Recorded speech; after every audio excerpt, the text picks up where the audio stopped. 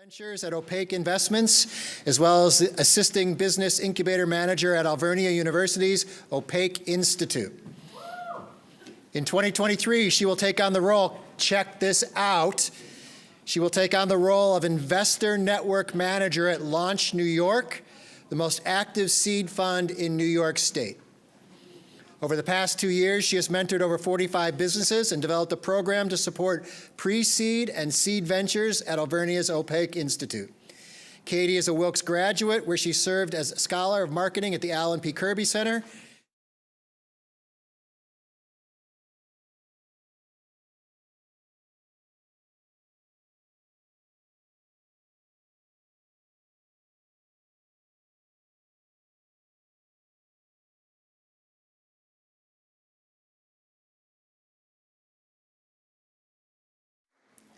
Hello, everyone. It's great to be back in Wilkes-Barre. I graduated from Wilkes University, so it's awesome to be back. And it's wonderful to be here with all of you. So for those of us here at King's College and those of us virtually attending, I'm going to ask you to be really mindful for a second and take in your surroundings. Take in the floor and how your feet feel on it, the rooms, how the lights are working, hearing my voice and looking at the PowerPoint up here. Take it all in. Now, I would like to introduce you to the metaverse. We could all see organizational leadership here in the next 3 weeks. And I also served as the Scholar of Marketing at the Alan P. Kirby Center here in Wilkes-Barre. So I've been working with entrepreneurs and startup businesses for the last 4 years of my life, and I am excited for all of you to experience that. So, before we jump in, I want to do a temperature check because you guys are young and hip and you know what's going on. So many of you might know all the things about NFTs in the metaverse. So I would like you to raise your hand if you know everything there is to know about NFTs in the metaverse, you're an expert, and you're ready to launch your startup in NFTs. Woo, we got one. Raise your hand if you're lukewarm. You know what the metaverse is, you know what NFTs are, but you're still figuring it all out and how it's actually going to affect you. Okay, that's me too. I'm here in the warm. And then raise your hand if you're cold. If you're thinking, LOL, WTF, like what is an NFT and cryptocurrency and all, okay, that's cool. That's totally fine. That's why we're here today and we're learning about this. So for those of us that are new to the space or just getting comfortable, we're going to go over some terminology so we can understand the space. And the first is an NFT, and that stands for non-fungible token. These tokens are 100% unique and created when a digital file is minted and then added to the blockchain. So these digital files today are photos, GIFs, and videos. Those are the most common forms today. And this shoe you see right here, I have a little story about this shoe. So in December of 2021, Nike acquired Artifact. And Artifact is an innovative company that's leveraging cutting-edge technology to deliver next-generation collectibles that merge culture and gaming. So this right here is called a crypto kick. This is an NFT that you can buy and purchase on a marketplace and wear on your avatar. Now, when Nike releases a new shoe, even when it's an exclusive new shoe, it's going to cost you anywhere from $100, maybe $200 for the physical shoe. What's really interesting about this shoe up here is that it was traded for over 5.6 ETH, or over $16,000 in US currency. So this is just one of the examples of the many brands and companies that are getting into the space of NFTs as it emerges. Oops. Ooh, teaser. So the next definition that we're going to talk about is the metaverse, which is a 3D digital world that today you enter through a 3D virtual reality headset or something similar.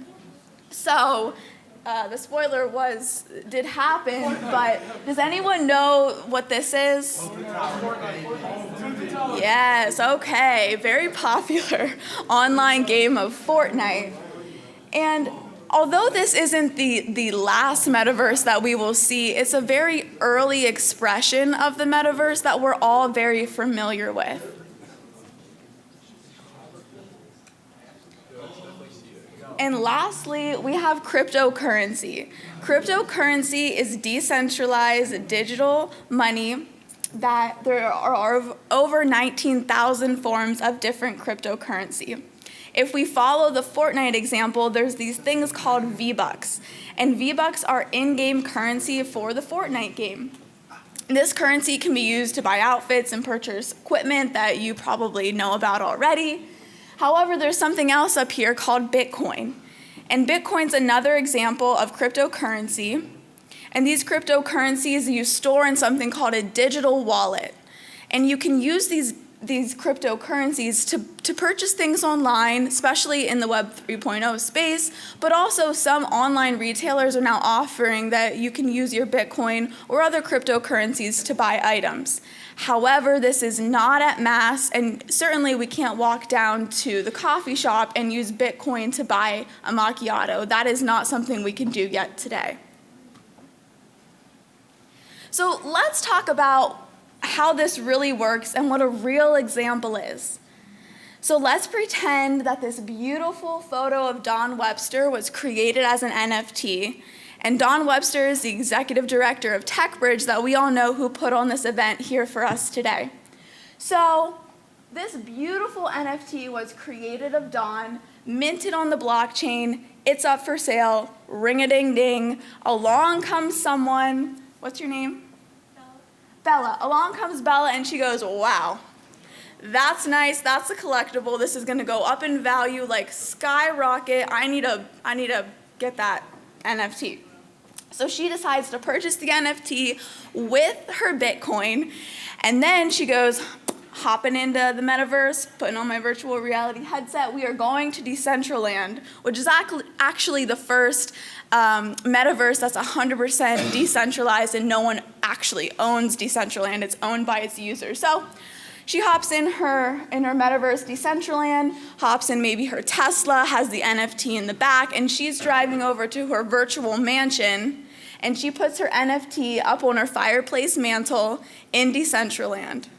Now, this is something we will probably all be doing in about 10 years. So this is the future. Now, if I haven't convinced you that this is the future, there are many household names and early adopters of NFTs in the metaverse. And these are all brands you're familiar with. The Super Bowl, Pope Francis, Adidas, and Dolce & Gabbana are embracing this space. Now, here are all the same brands, but represented in the metaverse. You could get front row seats to the 2021 Super Bowl in the metaverse. The Vatican has an NFT art gallery, and Adidas has a clothing line specifically for avatars. And lastly, Dolce & Gabbana just hosted their international fashion show in the metaverse. And yes, you know, the monkey up there looks a little silly, but we're emerging into the space. Hold your questions for the end, can you? Okay, save it. Okay. So now that you have a better understanding of NFTs and the metaverse, let's talk about how this concept can be applied to institutes of higher education. And of course, today we'll be using Alvernia University, where I currently work and go to school. So let's talk a little bit about Alvernia and some background. It celebrated its 60th anniversary in 2018 as a private Franciscan university in Reading, Pennsylvania, which is just about 2 hours from here. And in the recent years, under the leadership of President John Loyack, the universe has been growing and expanding at a rapid pace. The university recently launched the Reading College Town strategy. They re-envisioned the Opaque Institute for Economic Development and Entrepreneurship, and they launched the Spark Business Incubator as well as the College of STEAM. So you're probably asking, how can a small private university like Alvernia University implement this new cutting-edge technology? Well, of course, none other than implementing it with the Opaque Institute for Economic Development and Entrepreneurship, because entrepreneurs are always doing the cutting edge. So what we will do is we'll connect students, like all of you here in the room, with traditional business industries to revolutionize the next era of business. At Alvernia University, we're all about experiential learning. We're all about getting out of the classroom and into real-world scenarios, and then using that knowledge from the classroom to do things in real-world scenarios, to learn in real-world scenarios. So at the Opaque Institute, we work with pre-revenue entrepreneurs, small businesses, nonprofits, and established firms by matching them with students to solve a business problem or challenge that's in the student's area of study. So what does it look like when we bring NFTs and the metaverse into all of this mix? Well, it looks like matching students with traditional business industries to help them revolutionize into the next generation. So let's talk about manufacturing. A pretty old business, right? Most of us here get bored when we think about working at manufacturing plants. However, what if we helped a local manufacturer of hats help create new innovative hats as NFTs and then sell them in the metaverse? That would be pretty cool. And what if we talk about agriculture? Also a pretty traditional industry, but we all need to eat, right? We all need food to survive, so it's very important. So what if we took each stage of the mushroom growing process, documented it, and sold it as an individual NFT? And you're probably thinking, excuse me, Katie, I'm not going to buy a step in the mushroom growing process as an NFT. But what this really will allow us to do is it will allow us to verify that our fruits and vegetables are non-GMO, organic, sustainable. Today, we trust that the grocery store and the farmer's market and the little labels on each tomato are telling us the truth. However, there's no way to verify that tomato A doesn't have pesticides on it. There's absolutely no way for us to verify that today. So why does this matter? Why am I here with you all today? Well, using NFTs in the metaverse at Alvernia University can have a positive impact on student experiential learning and economic development. Students will be exposed to new design mediums that will increase their digital financial literacy and its application to international business. And on the economic development side of things, when we combine traditional business models with new technologies, it can lead to sustainable growth and help those traditional industries stay alive. So this will lead to job creation, job retention, and the retention of local talent. So that will help with brain gain because there's new innovative technologies being used in our local communities versus brain drain, searching for the next big city to go to who's using NFTs and the metaverse in their education and in their industries. And if I could dive just one peg deeper, this will really help create a brand new workforce for the future with a skill set that none of us can even imagine what it will all entail today. So on the left, yes, on your left side here, you see these new design mediums that students will be exposed to. This is part of that real hands-on learning that students are getting. And on the right, you see this treasured portrait of Don makes it his appearance again. However, he has a hat now. And this slight alteration of the hat prompts intellectual property questions. Who owns what? After all, there's no uniformity between the different metaverses. The outfits that I own in Fortnite, I cannot take them to Decentraland. And what are the rules? Who enforces the rules? Can anyone create a world? Can I create Katie World?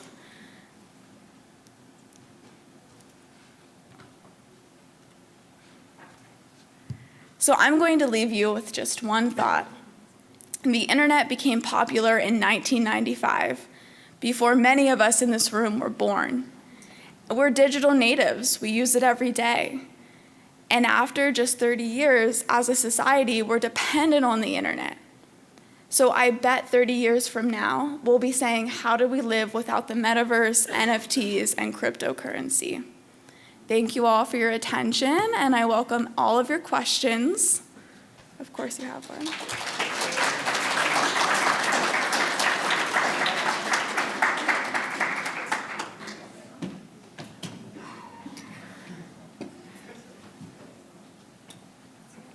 How much do you think someone would pay for that picture of me with a hat? What do you think? Dollar. There we go, $1. That's $1 too much. First question for Katie.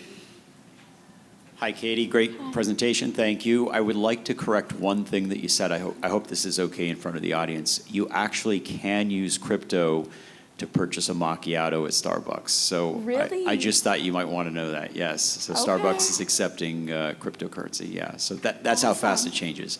So are you familiar with this whole FTX thing that happened in the last couple weeks? Have you heard about that? Yes, they are very much bankrupt today. Yes. Yeah. Yes. Yes. So this will probably change crypto, right? Yeah. What are your thoughts about how fast this changes and what might happen as a result of the whole FTX fiasco and all that? What do you Yeah. think?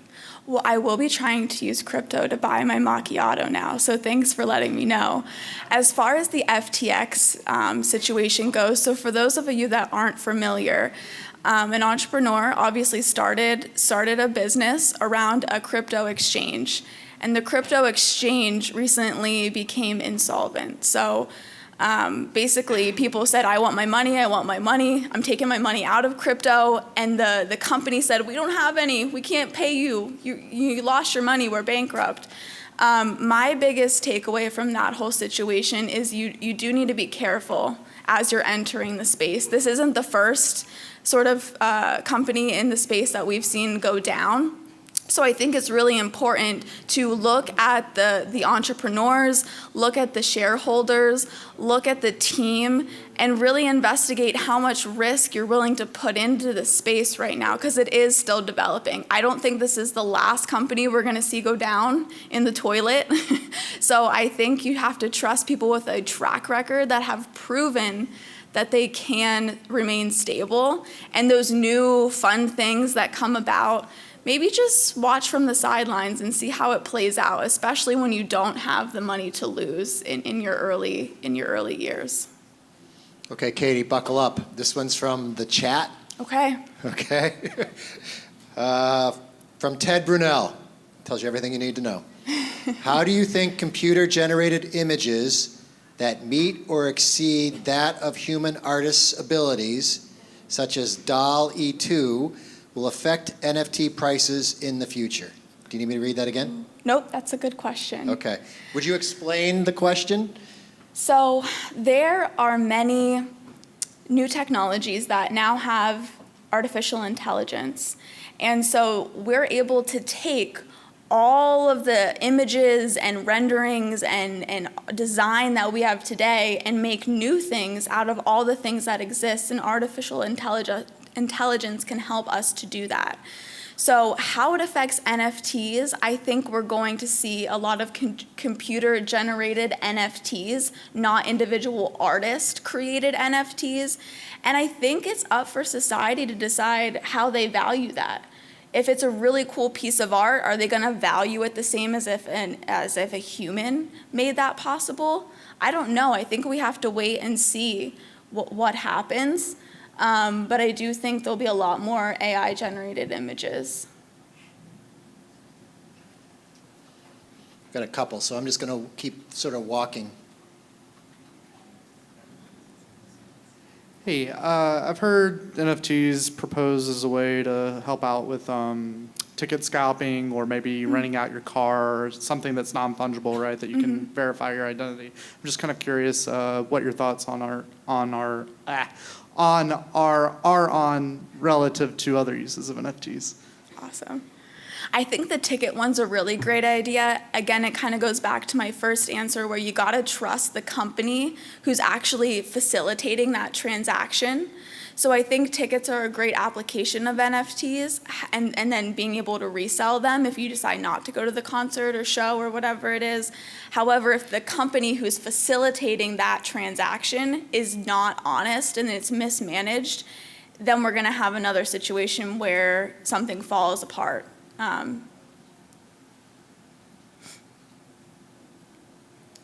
So I wanted to say two things. I wanted to make a comment the gentleman made about FTX. With most crypto exchanges out there, you are buying crypto that is not actually crypto. You are just buying the monetary value. There's a saying, not your keys, not your coins. Same thing with FTX. The most popular crypto brokerage out there, you were purchasing crypto that is not actually yours. That was FTX's, and I think that was kind of like a lesson learned in this space, and why it is kind of going to zero, unfortunately, is because we are being greedy. And my question to you is, I had a lot of my fellow friends and students here that heard about the NFT conference here, and they rolled their eyes and said, oh, why are you going to be here? And I think that kind of proves something, is that we are using NFTs as purchases, like, you know, somebody with different hats and different suits. How could that actually be useful in real life? What purpose does that serve? Like, how could we grow out this space to the average person that is working at a grocery store or working a blue collar field type of thing? How could that be useful in real life? Because I think it kind of goes to show we're losing value in that way. It's a very good question, and I think it's easier for us to see it in some of the white-collar positions where we could be working in the metaverse. We could be having meetings in the metaverse as an avatar from people all over the country. However, for those of us working in grocery stores or things of that nature, I would say there are unique ways to apply the technology. Maybe it's inventory. Maybe our inventory now turns digital, and somewhere where we can visualize it, put our virtual reality headset on in the grocery store, and use that as a tool for inventory or other applications that aren't here yet today. I think what we're seeing today are entrepreneurs and startups trying to figure out, what does this look like as a next, new wave. Web 3.0 is a very trendy term, but we're nowhere near Web 3.0 today. We're just emerging into that space, which is why there's so many unknowns. And I don't know if an entrepreneur has innovated for someone of that profile that you just explained. I think that's a space that still needs to be innovated. I was just wondering, how do crypto and NFTs lose their currency over time? Gain and lose. Lose and gain their value? Yeah. So that's a great question, and there's actually discussion going on with the SEC right now saying, are NFTs like stocks? Should they be treated as a security and have the same rules and regulation? So again, this is something we're still figuring out, but you can envision it working similarly to a stock.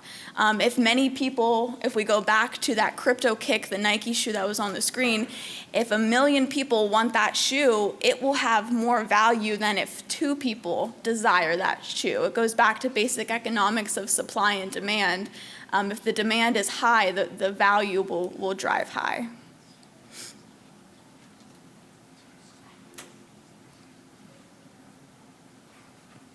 So I have 2 questions. So my first one is, I know on a lot of social media platforms, a lot of influencers on Twitter and stuff refer to NFTs as scams. What's your opinion on that? I think you have to be careful. And I would urge all of you to do a lot of research and do not invest in any NFT unless you're willing to lose money. And if you gain money, that's great, but go in with the idea of, hey, I'm just exploring. I'm just seeing what's in this new space. But I think a lot of that language and conversation is going around because it is like a stock. These NFTs go up and down like a stock, and sometimes very dramatically. So in an influence perspective, sometimes they're going to be very vocal about that because maybe they lost a lot of money on an NFT. There's no regulation today, or little regulation. And so it is an asset that can go both up and down very quickly. Okay. And then as for my second question, I've heard some people talking about the environmental impact that it has. I don't know too much about it, but I've just heard that it's really bad for the environment. Yep, there is a huge concern with that because the cryptocurrencies, the way they're created, is they're mined. They're mined digitally, where computers solve complex equations to create a coin. And so all that energy it takes to run a computer, these are massive computers. You can do it on a small scale, but when you're really, mining lots of coins, it's massive computers, massive infrastructure, and that takes a lot of energy to run those systems. So that's where the concern comes with in the environment, and I don't think that's certainly something that hasn't been completely solved yet. How would someone make an NFT? Oh, that's a great question. So first you have to create that digital file, that video, that PNG image or GIF, and then you have to use systems that I personally will be very honest, I don't know the names of these systems, but you need to use these systems to then mint that NFT on the blockchain. So Katie, I wanted to, just to follow up on the question from this gentleman right here. I've heard you talk a couple times, and you refer to the tomato or the fruit or the vegetable. Isn't that another example? Can you just highlight that one again? Yeah, absolutely. So if we're able to follow, I used a mushroom in my presentation. So if we are able to follow a mushroom from seed to table completely, the whole life cycle, each stage of the growing, and then you pick the mushroom, then you put it in a basket, then you carry it to a place where it gets washed. If you're able to document that step-by-step process and put it on the blockchain, you can then verify that this mushroom went through each step. And therefore, you will know pesticides were applied, they weren't applied, this mushroom got washed, this mushroom is dirty, it still has dirt on it.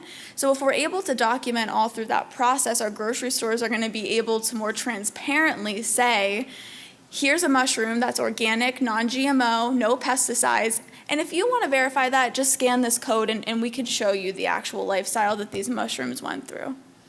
So do me a favor. Pull that Fortnite slide back up because there was huge energy in this room when you did that. All right, so Alvernia is actually sticking their toe in the water of this whole space, right? So, Katie, for people who are in the room who are saying, how do I know I would like to get involved with this? What kind of skills?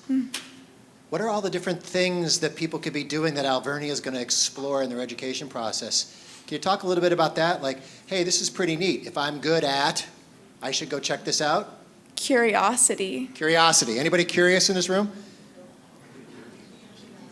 There we go. Then you're interested in NFTs. How about skills? Problem solving and divergent thinking. Very good. All right. So, anybody else? Questions for Katie? I got one more. Would you tell us about your new job? If any of you entrepreneurs in this room have a startup in the Web 3.0 space or not, and you're looking to grow at large, be a Shark Tank-like company, call me. I'll help you get capital. That's not bad. Katie Hestor from Alvernia University.